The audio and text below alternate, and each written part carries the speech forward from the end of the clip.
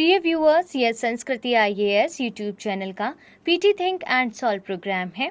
इस प्रोग्राम के अंतर्गत प्रत्येक दिन यूपीएससी और स्टेट पीसीएस से संबंधित 5 प्रश्न व्याख्या सहित उत्तर के साथ दिए जाएंगे। हमें आशा है कि यह प्रोग्राम आपकी तैयारी में मददगार साबित। तो चलिए शुरू करते हैं आज के अपने प्रश्नों को। केंद्रीय जांच ब्यूरो यानी कि सीबीआई के संदर्भ में निम्नलिखित कथन दिए गए हैं, उन पर विचार करिए और बताइए कौन से कथन सही हैं। यह एक सांविधिक संस्था है। यह कार्मिक लोक शिकायत एवं पेंशन मंत्रालय के अंतर्गत कार्यरत एजेंसी है, या यह भारत में इंटरपोल की विशेषीकृत एजेंसी के रूप में भी कार्य करती है। केवल 1 और 2, केवल 1 और 3, केवल 2 और 3, 1, 2 और 3। सही उत्तर क्या होगा?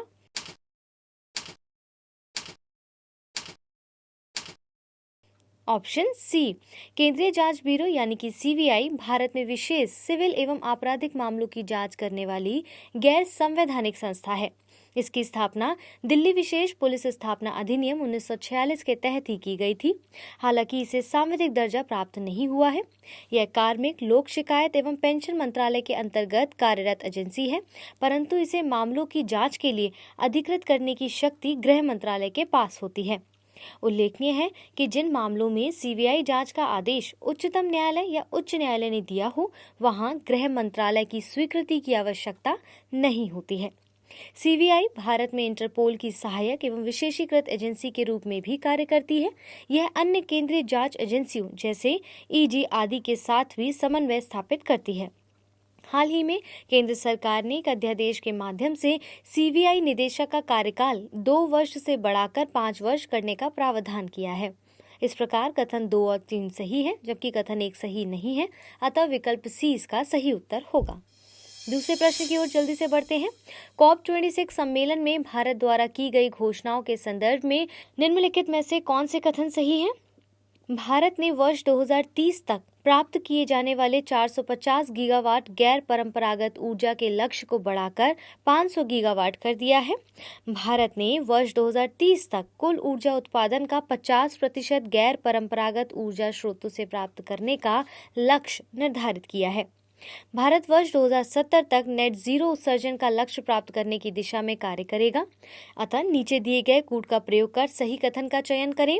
केवल 1 और 2, केवल 2 और 3, केवल 1 और 3, 1, 2 और 3। सही उत्तर क्या होगा? सोचकर बताइए।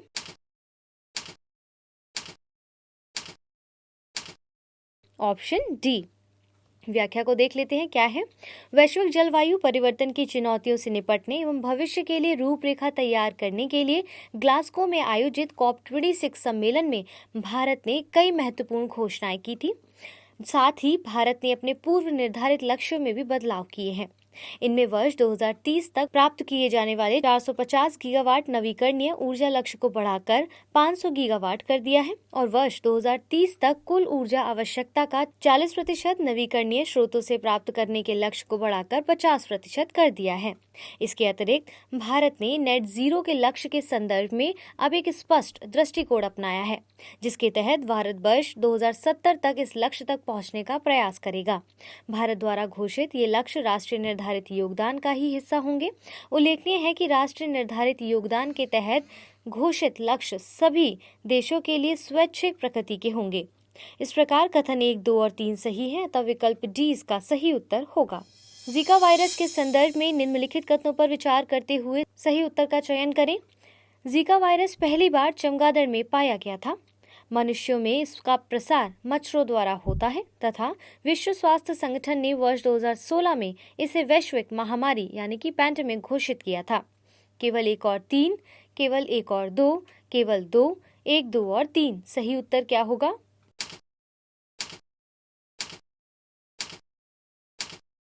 Option C. जीका वायरस पहली बार वर्ष 1947 में युगांडा के जीका जंगल में रीसस बंदरों में पाया गया था। मनुष्यों में इसका संचार एंडीज मच्छर द्वारा होता है। इससे पीड़ित गर्भवती महिलाओं के बच्चे भी इस वायरस की चपेट में आ जाते हैं। ऐसे में नवजात शिशुओं के मस्तिष्क का विकास बाधित हो जाता है। वर्ष 2016 में विश्व के कई देशों में इसका प्रकोप देखा गया है।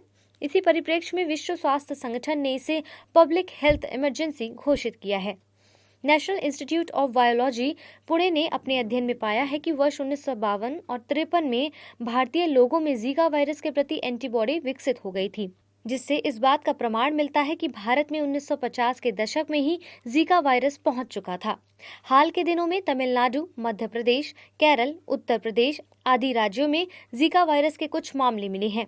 इस प्रकार केवल कथन 2 सही है, अतः विकल्प सी इसका सही उत्तर है। चौथे प्रश्न की ओर बढ़ते हैं। पिछले कुछ समय में भारत के अनेक तापीय विद्युत संयंत्र कोयले की आपूर्ति की कमी का सामना कर रहे हैं, जिससे वे कोयले के न्यूनतम भंडारण मानक को पूरा करने में असमर्थ साबित हो रहे हैं। वर्तमान प्रावधानों के अंतर्गत तापीय विद्युत संयंत्रों को न्यूनतम कितने दिनों की आवश्यकता का कोयला भंडार बनाए रखना अनिवार्य है? 9 दिनों के लिए, 10 दिनों के लिए, 14 दिनों के लिए या 15 दिनों के लिए? सही उत्तर सोच के बताइए क्या होगा।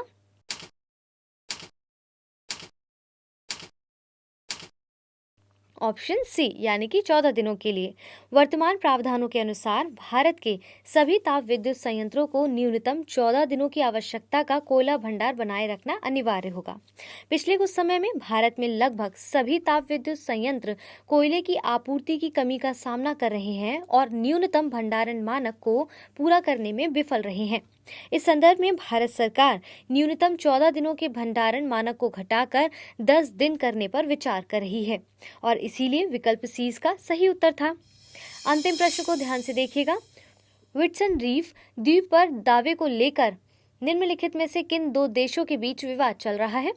चीन और वियतनाम, चीन और फिलीपींस, चीन और जापान, जापान और रूस? सही उत्तर है